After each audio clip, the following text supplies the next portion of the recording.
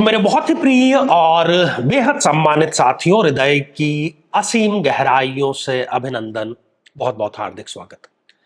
साथियों, किसी भी प्रकार के नशे का सेवन, खास तौर पर शराब का या नियमित रूप से किसी अन्य नशे का जो सेवन है, न केवल वो व्यक्तिगत रूप से खराब है उसके स्वयं के शरीर, उसकी आत्मा, उसकी बुद्धि के लिए, उसके मानसिक स्वास्थ्य के लिए, बल्कि वो परिवार के लिए भी बेहद कष्टकारी होता है। साथियों, जिस किसी बीमारी या जिस किसी समस्या की जड़ जन्म कुंडली में है और हम अगर उसका सॉल्यूशन कहीं ना कहीं बाहर तलाश करते हैं, तो यहीं पर हम सबसे बड़ी गलती करते हैं।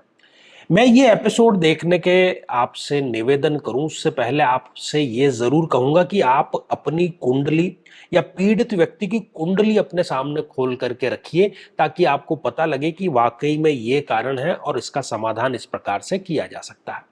और इस श्रृंखला में हम यही चर्चा कर रहे हैं। आज हम बात करेंगे वृश्चिक लग्न की जन्म पत्रिका के बारे में। यदि अभी तक आपने अपने लग्न से संबंधित साथियों एपिसोड यदि नहीं देखा है, तो यहाँ आई बटन में हमने आपको उसका लिंक प्रोवाइड करा दिया है, जाकर के जरूर देखना चाहिए, समझना चाहिए और उसका समाधान भी आपको अवश्य ही कर लेना चाहिए। तो साथियों, यह है एक वृश्चिक लग्न की जन्म पत्रिका।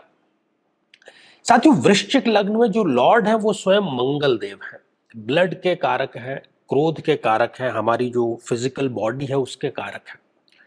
यदि लग्नेश मंगल स्वयं उठ करके छठे, आठवें या 12वें भाव में जाकर के विराजमान हो जाए, तो ये ठीक वैसा ही हुआ कि लग्नेश अर्थात हम स्वयं, जातक स्वयं, जिसकी कुंडली है वो स्वयं जाकर के गड्ढे में गिरने का कार्य कर रहा है। तो जो स्वयं ही ये निर्णय ले ले, फिर उसको कोई संभालने वाला नहीं है। तो ऐसा जो व्यक्ति है वो नशे का नियमित रूप से सेवन अवश्य करता है। इसका कारण यहां पर लग्नेश मंगल का छठे, आठवें या 12वें भाव में जाना है। साथियों, दूसरी स्थिति है लग्नेश मंगल का नीच राशिगत हो जाना।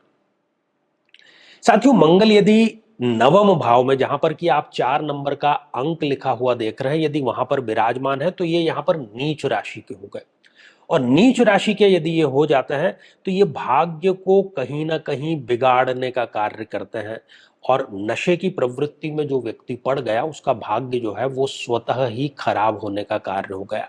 इवन वो कई बार नास्तिक भी हो जाता है। ईश्वर से भी उसकी ये शिकायत होती है कि ईश्वर ने जब मेरे लिए कुछ नहीं किया, तो मैं भी ईश्वर को किस लिए मानूं। ये नशे की प्रवृत्ति भी इस स्थिति में मंगल देव देते हैं। साथियों, तीसरी जो स्थिति है वो है लग्नेश मंगल का किसी भी पाप ग्रह के साथ में युत होकर के किसी भी भाव में बैठना। यदि मंगल देव राहु के, केतु के या शनि के साथ में विराजमान है, तो ऐसी सभी स्थितियों में व्यक्ति जो है वो प्रवृत्त हो जाता है, गलत संगत की तरफ वो प्रवृत्त हो जाता है और कम आयु में ही गलत संगत की तरफ प्रवृत्त होकर के वो नशे को अपना स्थायी साथी बना लेता है।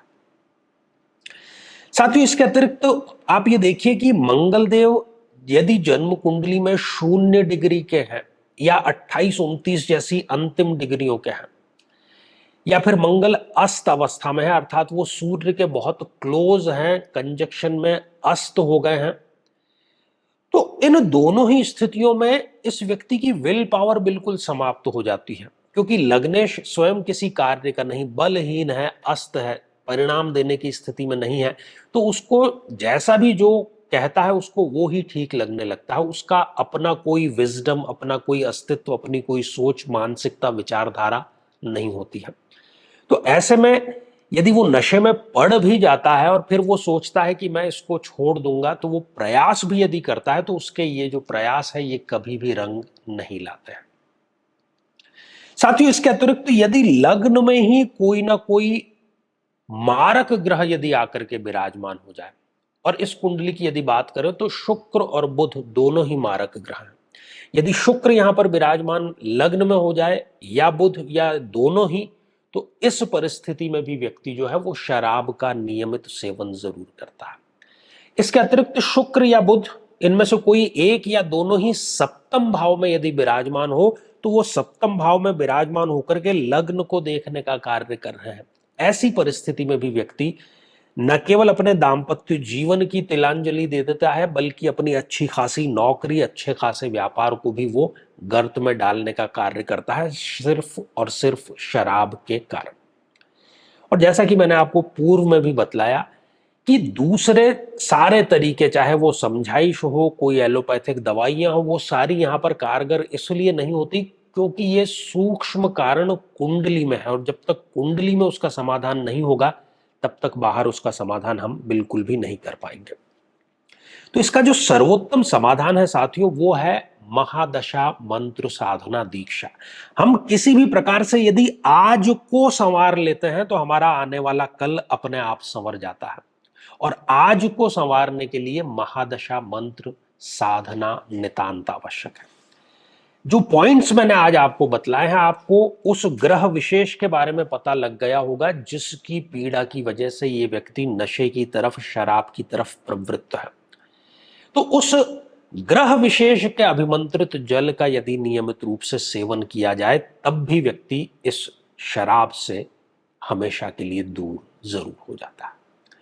तो साथियों, श्रृंखला ये हमारी आगे भी जारी रहेगी। यदि आप भी चाहते हैं कि आपकी कुंडली का संपूर्ण विश्लेषण हो, समस्या का समाधान हो, तो आगामी समय में मैं स्वयं इन शहरों में उपस्थित रहूंगा। आप समय लेकर के मिल सकते हैं, या फिर आप टेलीफोनिक या वीडियो कॉल के माध्यम से भी जुड़ सकते हैं। तो साथियों, आज के लिए केवल इतना ही, और इसी मंगल कामना के साथ में कि आप सभी स्वस्थ, समृद्ध और शांतिपूर्वक जीवन व्यतीत करें। नमस्कार।